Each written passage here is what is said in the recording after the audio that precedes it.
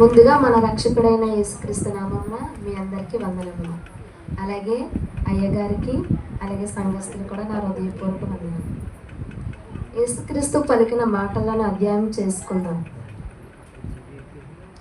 యేసుక్రీస్తు ప్రభువు సర్వ మానవాళి పాపముల కొరకు శిలువలో మరణిస్తూ చివరిగా 7 మాటలను పలికారు. మొదటి మాట ప్రార్థనతోనే ప్రారంభించారు, అలాగే చివరి మాట కూడా ప్రార్థనతోనే ప్రారంభించారు. అయితే మొదటి మాటలో చెప్పింది ఏంటంటే, యేసు తండ్రి మీరేం చేయించున్నారు ఎరుగురు కనుక వీరిని క్షమించుడని చెప్పారు. అయితే ఇక్కడ ఏమి తెలుసుకున్నారు? మొదటి మాటలో క్షమాపణ. యేసుక్రీస్తు తండ్రిని ఏం కోరారు? క్షమాపణ అనేది కోరారు. క్షమాపణ అనేది చాలా ప్రాముఖ్యమైనది. అలాగే రెండో మాటలో నేడు నీవు నాతో కూడా పరదేశమై ఉందవని నిశ్చయంగా నేతో చెప్పుకొనుచున్నాను. అయితే ఇక్కడ 2 దొంగలు, అందరూ ఒక దొంగ గర్వంగా అంటారు, యేసుక్రీస్తు నీవు నిన్ను కాపాడుకో నన్ను కూడా కాపాడు అని గర్వంగా అంటాడు. అలాగే రెండో దొంగ ఏమంటాడు? దేవా నీ పరలోక రాజ్యంలోకి వెళ్ళేటప్పుడు నన్ను జ్ఞాపకం చేసుకొని పశ్చాత్తాపం అనేది పడతారు. అయితే మూడో మాటలో అమ్మ ఇదిగో నీ కుమారుడు అని తన తల్లితో చెప్పాను. అయితే యేసుక్రీస్తు వారు మరణిస్తున్నప్పటికీ తన తల్లిని మాత్రం విడిచిపెట్టకుండా తన స్థానంలో యెహోవాను తన తల్లికి పరిచయం చేసి ఒక బాధ్యత అనేది వహించారు. 5వ మాట నేను దప్పుకొనిచున్నాను. ఇక్కడ యేసుక్రీస్తు వారు శారీరకమైన దాహం కోసం కాదు, కానీ ఆత్మీకమైన దాహం కోసమైనా వచ్చారు. నేను దప్పుకొనిచున్నానని చెప్పారు. 6వ మాట సమాప్తమైనది. యేసుక్రీస్తు వారు తన చేయవలసిందంతా సంపూర్తి చేసి సమాప్తమని పలికారు. 7వ మాట అనగా నా మాట, తండ్రి నీ చేతికి నా ఆత్మను అప్పగించుకొనిచున్నాను. లోక 23:46లో చూసుకున్నట్లయితే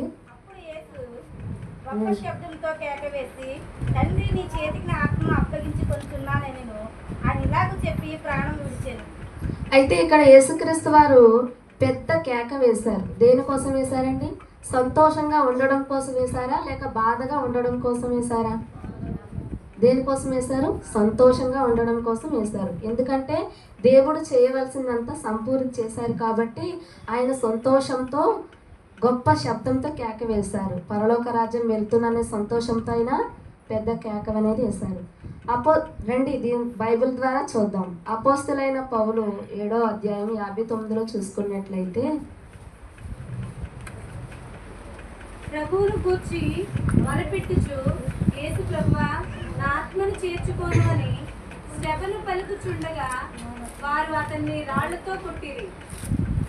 అయితే ఇక్కడ యేసుక్రీస్తు వారు సువార్త ప్రకటిస్తున్నప్పుడు స్టెఫానును రాళ్లతో కొట్టబడి చివరికి ప్రాణం కోల్పోయేంత స్థితిలో స్టెఫాన్ను చేశారు.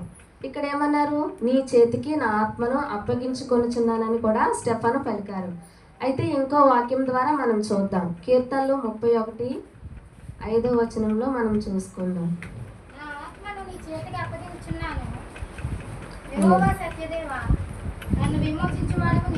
చాలు. యేసుక్రీస్తు వారిని శుభ శుక్రవారం ఉదయం 9 గంటల నుండి మధ్యాహ్నం 3 గంటల వరకు శిలువ మీద వేలాడుతున్నారు. పెత్రోరియం అనే ప్రాంతంలో శిలువ మరణం అనేది ప్రకటించారు. అయితే ఫిలాతు యేసు ప్రభు మీద శిలువ మరణం ప్రకటించారు. అయితే ప్రజల కేకలు దృష్టిలో పెట్టుకొని ఫిలాతు యేసు ప్రభు వారికి శిలువ మరణం అనేది విధించారు. యేసు ప్రభువా నా ఆత్మను అప్పగించుకొనిచున్నానని ప్రవచనం ద్వారా మనకు తెలియజేసి చివరికి తన ప్రాణం విడిచారు. రండి మనం అందరం కలిసి పరలోక రాజ్యంలో ప్రవేశిద్దాం. ఆమేన్.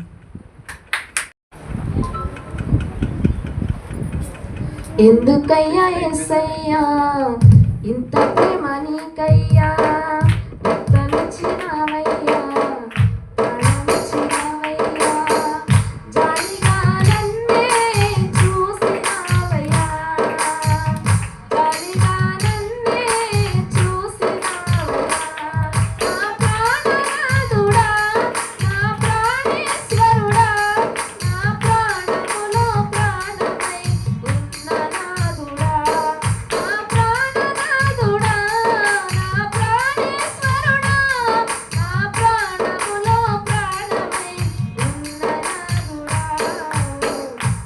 ఎందుకయ్యా యేసయ్యా ఇంత ప్రేమ నీకయ్యా రక్తమిచ్చినావయ్యా ప్రాణమిచ్చినావయ్యా హల్లెలూయా. తప్పుడుగా మాట్లాడుంటే అందరూ క్షమించండి. అలాగే నా గొంతు కూడా పోయింది.